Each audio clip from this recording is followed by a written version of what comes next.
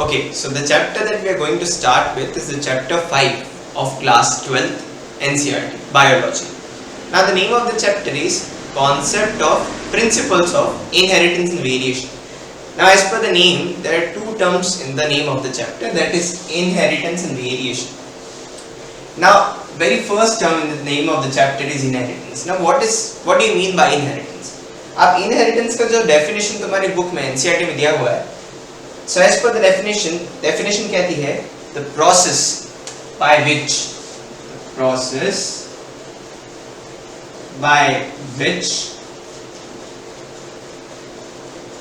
characters get passed from parents to the progeny.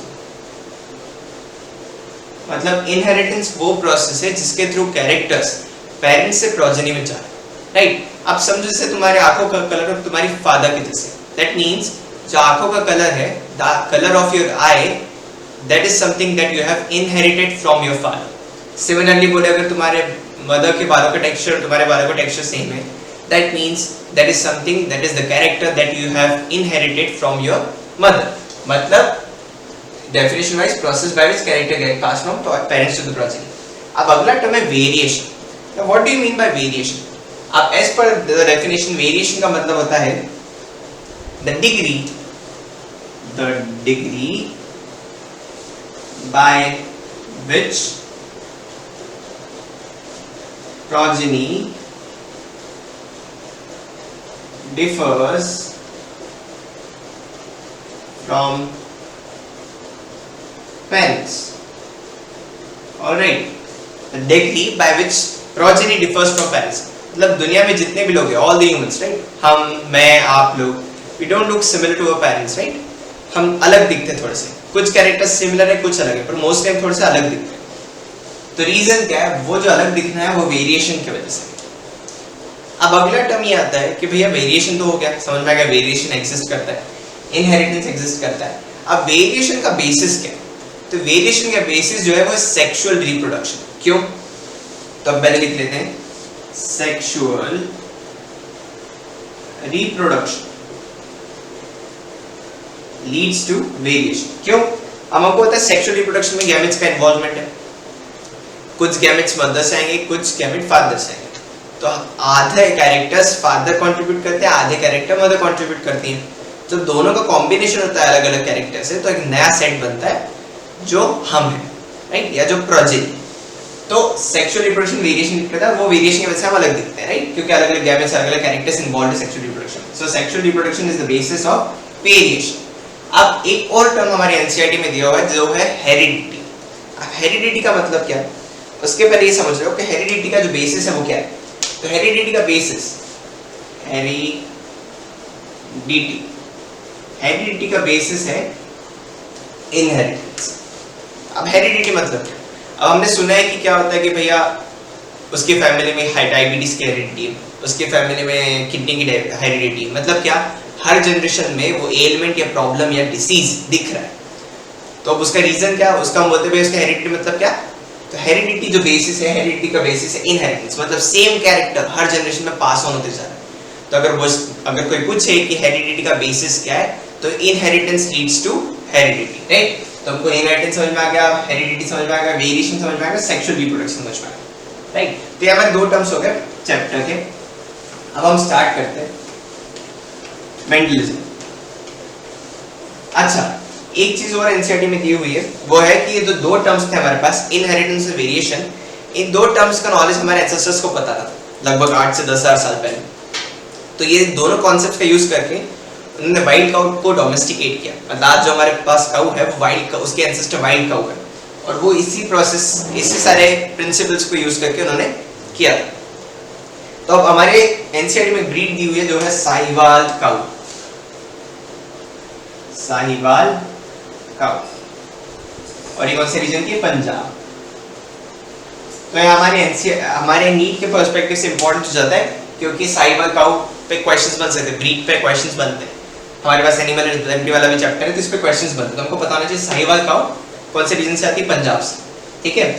तो अब हम स्टार्ट करते हैं मेंडलिज्म के साथ। मेंडलिज्म, अब मेंडलिज्म दिया था, मेंडलिज्म का कॉन्सेप्ट दिया था ग्रेगोर जोहन मेंडल। अब ग्रेगोर जोहन मेंडल जो थे ये बहुत ही हम्बल बैकग्राउंड से आते थे, right. he belonged to a farmer's family, मतलब उनके फादर फार्मर थे और उनके पास ज्यादा पैसा वगैरह नहीं था, but he had a keen interest in the field of biology और genetics। तो उन्होंने सोचा कि पढ़ना जरूरी है, भैया पढ़ना तो है, तो कैसे पढ़े। So he became a monk, वो बन गए एक मॉनेस्ट्री में मंक बन गए और उस तरह उन्होंने खुद का एजुकेशन प्राप्त किया, या he got his education by becoming a monk। और उसके बाद वो एबॉट भी बने। एबॉट भी एक पोजीशन होती है मॉनेस्ट्री में। ये सब बनने के बाद उन्होंने अपना एजुकेशन पूरा कंप्लीट किया। अब मेंडल ने क्या किया, मेंडल को जेनेटिक्स में इंटरेस्ट था, so he started working, he started conducting principles of genetics, तो started conducting experiments on genetics. अब जेनेटिक्स में उन्होंने क्या किया, ही स्टार्टेड वर्किंग और उन्होंने 7 साल ही conducted experiments for 7 years from 1856 to 1863, मतलब कितने साल, 7 इयर्स, 7 साल उन्होंने इस पे काम किया। अब किस पे काम किया, काम तो किया पर किस पे, तो काम उन्होंने किया एक प्लांट पे जिसका नाम है पी बटला। अब इसका साइंटिफिक नेम है पाइसम सटाई, इसका साइंटिफिक नेम है पाइसम सटाई। और अगर इसमें नंबर ऑफ क्रोमोसोम्स पूछे तो नंबर ऑफ क्रोमोसोम्स आता है 2n = 14, मतलब ये किसकी डिप्लॉयड है, डिप्लॉयड है, मतलब नॉर्मल हमारे ह्यूमन के सेल में, हमारे सोमेटिक सेल्स में जो इतना होता है इतना नंबर ऑफ क्रोमोसोम्स है, 2n = 14। अब पी प्लांट पे काम करना चलो, क्या पी प्लांट पे काम करने के पीछे के रीजंस क्या रहेंगे, रीजंस क्या रहे होंगे। अब कोई दूसरा भी प्लांट सिलेक्ट कर सकते थे, रीजंस क्या थे कि पी प्लांट सिलेक्ट किया। पी प्लांट सिलेक्ट करने के पीछे रीजन, पहला रीजन ये था कि वो इजी टू ग्रो है, मतलब आराम से आप उसको ग्रो कर सकते हो, इजी टू ग्रो। दूसरा बाइसेक्सुअल है, मतलब एक ही झाड़ में दोनों सेक्सेस उसको मिलते हैं, तो मेंडल को अलग अलग प्लांट्स को लेके उनको क्रॉस कनेक्ट नहीं करवाना पड़ा, एक ही प्लांट में दोनों सेक्सेस थे बाइसेक्सुअल, तो उनको इजी हुआ एक्सपेरिमेंट्स और सेल्फिंग और क्रॉसिंग ओवर कराने के लिए। अगला रीजन जो था वो था कि इसकी लाइफ साइकिल एनुअल है, मतलब ये अपनी पूरी लाइफ साइकिल 1 साल में कंप्लीट कर लेता है, राइट। तो टाइम कंस्ट्रेंट नहीं था, साल भर में हमारे पास एक्सपेरिमेंट्स का रिजल्ट आ जाए। अगला रीजन जो रहा, अगला रीजन ये था कि जो पी प्लांट है वो लार्ज सैंपलिंग साइज प्रोवाइड करता है, लार्ज सैंपल साइज, क्योंकि हमारे पास प्रोजेनी बहुत सारी, सीड्स बहुत सारी, तो प्रोजेनी बहुत सारी, तो लार्ज सैंपल साइज हमको प्रोवाइड करता है, जिससे ग्रेटर क्रेडिबिलिटी, जिससे हमको ग्रेटर क्रेडिबिलिटी ऑफ डेटा, मतलब हमारे पास जो डेटा है वो हम कंफर्म कर सकते हैं कि भैया सही है, क्योंकि turn by turn her progeny में जितना भी हमारे पास सैंपल है उसमें हमको एक ही तरह का डेटा, एक ही तरह का हमको दिख रहा है, एक ही तरह के हमको पैटर्न दिख रहा है। सो लार्ज सैंपलिंग साइज से हमको ग्रेटर क्रेडिबिलिटी ऑफ डेटा मिलता है। So this were the main 4 reasons जो थे, इसके वजह से उन्होंने पी प्लांट को चूज किया। और अगर एक और रीजन लिखना हुआ तो एक और रीजन जो है वो लिखना ये हुआ कि हम इसमें 7 कॉन्ट्रास्टिंग ट्रेट्स हैं, 7 कॉन्ट्रास्टिंग ट्रेट्स जो मिक्स नहीं होते, राइट। यू कैन डिफर, हम देख के अलग अलग उसको देख सकते हैं, 7 कॉन्ट्रास्टिंग ट्रेट्स, मतलब देख के हम अलग अलग उसको डिफरेंशिएट कर सकते हैं। So these were the reasons to choose the pea plant. अब उन्होंने पी ले लिया, उसको क्रॉस उसकी सेल्फिंग कराई और हमको अलग अलग लॉज दिए।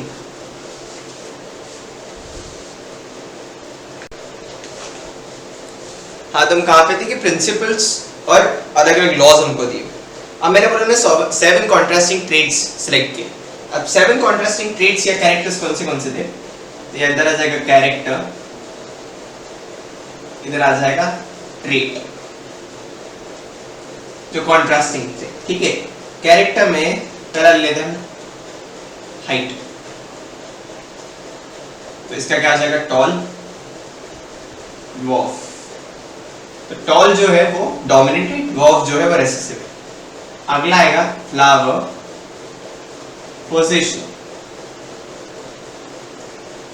इसमें आ गया एक्सियल, इसमें आ गया टर्मिनल। फ्लावर कलर, इसमें आ गया वायलेट, इधर आ गया वाइट। उसके बाद सीड शेप, सीड कलर, उसी तरह pod, pod shape, pod colour. Seed shape में हो गया राउंड और हो गया रिंकल। इधर हो गया येलो, इधर हो गया ग्रीन। पॉट शेप में आ जाएगा इन्फ्लेटेड, इधर आ जाएगा कॉन्स्ट्रिक्टेड, और स्पॉट कलर में हो जाएगा ग्रीन, इधर हो जाएगा येलो। तो ये 7 कैरेक्टर्स हो गए और उसके 7 कॉन्ट्रास्टिंग ट्रेट्स हो गए। इधर वाले जो ट्रेट्स है वो डोमिनेंट है, इधर वाले रेसेसिव। अब मैंने टर्म तो यूज कर लिया डोमिनेंट, रेसेसिव, ट्रेट, कैरेक्टर। अब इन सब का मीनिंग क्या है? तो मोनोहाइब्रिड डायहाइब्रिड क्रॉस जो हमारे चैप्टर में अगले टॉपिक्स है, इन दोनों, इन सबको करने से पहले और सारे आगे के कॉन्सेप्ट्स पे बढ़ने से पहले हमको कुछ टर्म्स का मतलब पता होना चाहिए। वो जो टर्म्स है वो कौन से? सबसे पहला आता है जीन या फैक्टर। फैक्टर जो टर्म है जीन के लिए ये यूज किया था मेंडल ने। उसके बाद आता है कैरेक्टर, फिर आता है ट्रेट, फिर आता है एलील, फिर आता है होमोजाइगस, फिर आता है हेटेरोजाइगस, फिर आता है तुम्हारा जीनोटाइप, और फिर आता है फिनोटाइप। अब जीन फैक्टर, जीन या फैक्टर, फैक्टर जो टर्म है वो मेंडल ने यूज किया था, आज के टाइम में हम जीन यूज करते हैं। अब जीन का मतलब क्या? जैसे मैंने कहा कि मुझे आपको 10 रुपए देने, तो मेरे कहने पे 10 रुपए तो आ नहीं जाएंगे। तो मैं जब आपको मेरी तरफ से 10 रुपए का नोट दूंगा तभी मेरे पास जो 10 रुपए वो आपके पास आएंगे। तो जो नोट या जो करेंसी है वो मीडियम ऑफ एक्सचेंज हुई, राइट? बिना उसके मैं आपको 10 रुपए दे नहीं सकता और आपके पास उस हिसाब से 10 रुपए आया भी नहीं सकते। तो जो जीन है ये मीडियम ऑफ एक्सचेंज, किसका? Genetic information. तो अगर जब हम कहते हैं कि पेरेंट्स से प्रोजेनी में कैरेक्टर्स या इंफॉर्मेशन पास ऑन हुई तो किसके थ्रू होगी? जीन के थ्रू। तो एनसीईआरटी की डेफिनेशन के हिसाब से जीन का मतलब क्या होता है? यूनिट ऑफ इनहेरिटेंस, मतलब जिसके through characters one generation to दूसरे जनरेशन में जाते हैं। अब कैरेक्टर मतलब क्या? कैरेक्टर मतलब हमारे सामने दो लोग खड़े, पर्सन ए और पर्सन बी, या प्लांट ले लो दो, एक प्लांट है और दूसरा हमारे पास प्लांट है। हमारे पास 2 प्लांट्स है, इधर एक प्लांट है, इधर एक प्लांट है। अब इसमें से हम देख के डिफर कर सकते हैं कि यार ये वाला टॉल है और ये वाले ड्वार्फ है, ये शॉर्ट है, ये टॉल है। अब ये किस बेसिस पे कर रहे हैं? हाइट के बेसिस पे। हाइट के बेसिस पे हम बोल सकते हैं टॉल, ये ड्वार्फ है। तो हाइट क्या हुआ? कैरेक्टर, कि कैरेक्टर है, मतलब वो कैसे दिखता है, फिर हम उसको कैसे देख रहे हैं, टॉल है, शॉर्ट है, उसका रंग कैसा है, इंसान गोरा है, काला है, दैट इज कैरेक्टर, ठीक है। अब ट्रेट, ट्रेट मतलब क्या? जैसे मैंने बोला हाइट कैरेक्टर है, तो हाइट 2 टाइप की बेसिकली होता है, या तो हम बोलते हैं वो भैया ऊंचा है, या ये इसकी हाइट कम है, या तो वो टॉल है या तो शॉर्ट है।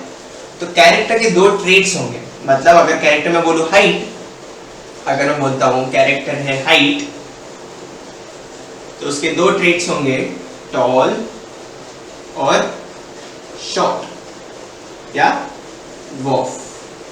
तो कैरेक्टर के 2 ट्रेट होंगे, हाइट की, जैसे हाइट के केस में अगर टॉल या शॉर्ट या ड्वार्फ। अब अलील, अब अलील मतलब क्या? जैसे माना जीन्स जो है वो जीन्स इंफॉर्मेशन कैरी करते हैं from one parent from one generation to another. अब मेरे पास एक जीन है जो हाइट है, अब हमारे पास एक जीन है जो हाइट को कंट्रोल करता है, उस हम जीन को मान लेते हैं जीन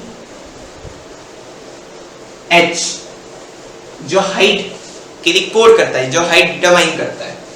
तो अब जीन H है तो जीन H एक है पर उसके अलग अलग रूप होंगे, मतलब जीन H के दो टाइप्स होंगे। एक टाइप जो है वो टॉलनेस के लिए कोड करेगा, एक टाइप जो है वो ड्वार्फनेस के लिए कोड करेगा। तो मतलब जीन एक ही है पर उसके अलग टाइप्स है, मतलब मॉडिफाइड फॉर्म्स होंगे, एक ही जीन के मॉडिफाइड फॉर्म्स है। जो मॉडिफाइड फॉर्म्स होंगे जो जीन के, उसको हम बोलेंगे अलील। मतलब जीन H है तो उसके दो अलील मेरे पास होंगे, एक होगा T जो टॉलनेस के लिए कोड करता है और एक होगा स्मॉल t जो ड्वार्फनेस के लिए कोड करता है। अब सेम लेटर इसलिए हम चूज करेंगे क्योंकि अगर T यूज किया और हमने D यूज किया तो हम कंफ्यूज हो जाएंगे कि भैया एक ही कैरेक्टर का ट्रेट है, एक ही ट्रेट के अलील है कि अलग-अलग कैरेक्टर अलग-अलग ट्रेट के अलील से, इसलिए हम सेम करेंगे। वैसे सबको स्मॉल से दिखाएंगे और जो क्या डोमिनेंट है उसको अपर केस से दिखाएं, मतलब कैपिटल से दिखाएं, राइट। तो जीन के दो अलील्स होंगे, तो हमारे पास हमारा हो गया जीन हो गया, हमारा कैरेक्टर हो गया, ट्रेट हो गया, अलील हो गया। अब होमोजाइगस का मतलब क्या? जैसे मैंने बोला सेक्सुअल रिप्रोडक्शन में कुछ कैरेक्टर्स, आधे कैरेक्टर्स हमारे पास फादर से आते हैं, आधे कैरेक्टर्स हमारे पास मदर से आते हैं।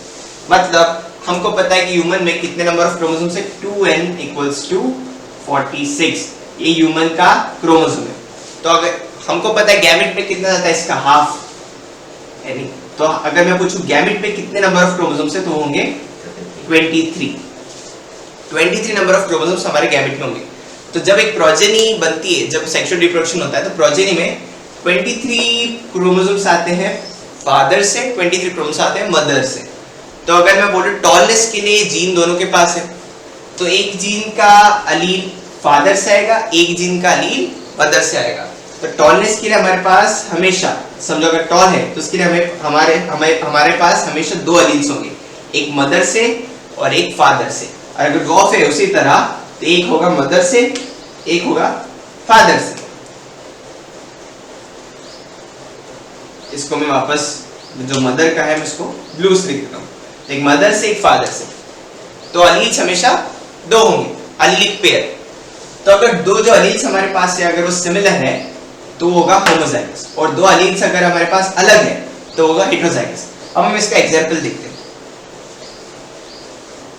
तो हम सबसे पहले मोनोहाइब्रिड क्रॉस लेते हैं और इसके थ्रू मैं एग्जांपल समझाता हूं। जैसे हमारे पास मोनोहाइब्रिड क्रॉस है जिसमें हमारे पास दो पेरेंट्स हैं, एक है टॉल, एक है ड्वार्फ। अब मेंडल ने क्या किया, मोनोहाइब्रिड क्रॉस में जो पेरेंट्स लिए वो प्योर लाइन लिए, ट्रू ब्रीडिंग या प्योर लाइन। ट्रू ब्रीडिंग या प्योर लाइन का मतलब ये होता है कि दोनों पेरेंट्स होमोजाइगस होंगे, इसलिए मैंने पहले होमोजाइगस बता दिया। मतलब दोनों का जो अलील का जो सेट है वो होमोजाइगस होगा, दोनों अलील्स सिमिलर होंगे, होमोजाइगस होगा।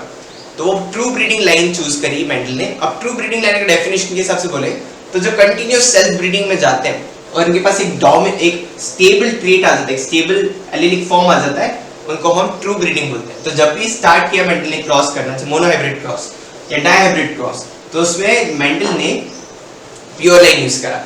अब this is P1 generation, P generation मतलब पेरेंट। अब इसका जब क्रॉस कराया, सेल्फिंग कराया, तो हमारे पास F1 जनरेशन है जिसको बोलते हैं फीलियल 1 या फर्स्ट जनरेशन। अब फीलियल 1 में क्या होगा, हमारे पास से दो गैमेट्स बनेंगे, राइट, एक TT बनेगा, एक TT बनेगा। तो ये गैमेट्स का जब उसने सॉल्व किया तो हमको मिला capital T small t, capital T small t, capital T small t, capital T small t। अब याद है मैंने यहाँ बोला था अगर दोनों एलील सेम हो तो होमोजाइगस होगा। अब यहाँ पे तो हमारे पास एक एलील डिफरेंट है, दोनों एलील्स डिफरेंट, एक कैपिटल अपर केस में, एक स्मॉल केस में। तो इस वाले जो अगर एलील्स अलग-अलग फॉर्म में हो तो हम उसको बोलेंगे हेटेरोजाइगस, राइट। अगर एलील्स अलग-अलग है तो वो है हेटेरोजाइगस। अब ये आ गए हमारे पास F1 जनरेशन। अब मेंडल ने देखा कि यार मेरे पास दो पेरेंट्स थे, मेरे पास दो ट्रेट्स थे, एक टॉल था एक शॉर्ट था, पर F1 जनरेशन में सारे टॉल निकले। मतलब अगर मैं इनको फिनोटाइपिकली देता हूं तो ये सारे ऑल प्रोजेनीज वर टॉल। मतलब क्या कि एक ही पेरेंट का ट्रेट दिखा, दूसरे पेरेंट का ट्रेट दिखा ही नहीं। तो उसने क्या किया, मेंडल ने अब इसको लेकर जो F1 से हमारे पास आई TT, मैं इसको मिटा के यहाँ लिख देता हूं टी, हमारे पास आया टी टी। अब उसने टी को क्रॉस कराया, अब हमारे पास वापस दो गैमेट्स बनेंगे, टी और टी। तो ये टी और टी और इधर आ गया टी और टी, हमने वापस पनेट स्क्वायर बना लिया। तो हमारे पास क्या गया, capital T capital T, capital T small T, capital T small T, capital small T और स्मॉल टी। अब उसने देखा, टू इज सरप्राइज, ये थी F2 जनरेशन, मतलब फीलियल 2 या सेकंड जनरेशन। अब उसने कहा फीलियल 2 में मेरे पास एक 3, अब उसने देखा कि F2 में हमारे पास 3 टॉल है और एक ड्वार्फ है। मतलब F2 में जो जिस पेरेंट का कैरेक्टर नहीं दिख रहा था, जिस पेरेंट का ट्रेट नहीं दिख रहा था, वो भी दिख गया, राइट। तो सबको एक चीज पता चली कि जो जीन्स है जब वो सेग्रीगेट हो रहे हैं, मतलब गैमेट्स में गैमेट्स बन रहे हैं और जब उसमें वो जीन्स अलग अलग होके जा रहे हैं तो वो मिक्सअप नहीं हो रहे। मिक्सअप क्यों नहीं हो रहे? क्योंकि हमको F2 में उस पेरेंट का ट्रेट दिख गया।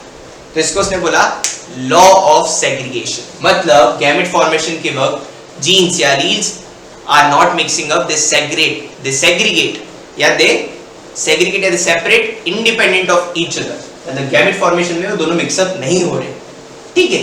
अब ये जो आया हमारे पास 3 टॉल और एक ड्वार्फ, मतलब कैसे हमको 3 टॉल दिखे और एक शॉर्ट दिखा।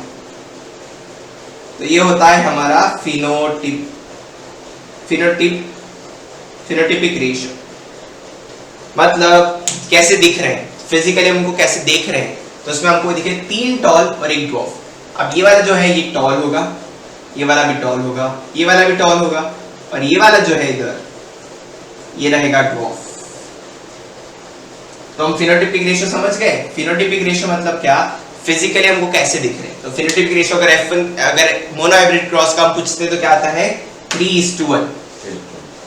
उसी तरह अगर हमको जीनोटिपिक रेशियो देखना है, जीनोटिपिक का मतलब होता है अलील्स का प्रेजेंस या एलील्स का अरेंजमेंट कैसा है। तो यहाँ पे हमको कितने टाइप के अरेंजमेंट दिख रहे हैं, 3। एक ही होमोजाइगस जिसमें दोनों कैपिटल टी है, एक और होमोजाइगस जिसमें दोनों स्मॉल टी है, और 2 हमको ऐसे दिख रहे हैं जिसमें कैपिटल टी और स्मॉल टी है। तो हमारे पास 3 है, तो 3 हमारे पास आएगा। तो हम अगर बोलते हैं जीनोटिपिक रेशियो तो क्या आएगा, 1 T, 2 capital T small T और 1 स्मॉल टी स्मॉल टी।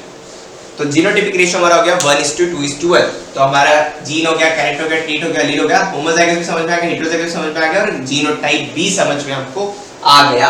अब क्वेश्चन ये आया होगा कि तीनों टॉल क्यों है। हमको पता है कैपिटल टी टॉल है, पर कैपिटल टी स्मॉल टी यहाँ जो है वो टॉल क्यों आया। तो टॉल इसलिए आया कि ये जो कैपिटल टी है ये इस पे डोमिनेंट है, मतलब स्मॉल टी जो है रिसेसिव है, कैपिटल टी डोमिनेंट है। मतलब स्मॉल टी खुद का कैरेक्टर शो नहीं कर रहा, कैपिटल टी खुद का कैरेक्टर शो कर रहा है। So T is dominant over small, capital T is dominant over small T. तो इसको मेंडल ने नाम दिया लॉ ऑफ डोमिनेंस। मतलब जब एक अलील या एक ट्रेट का अलील दूसरे ट्रेट के अलील पे डोमिनेंट हो, so that is law of dominance. तो हमको लॉ ऑफ डोमिनेंस और लॉ ऑफ सेग्रीगेशन दोनों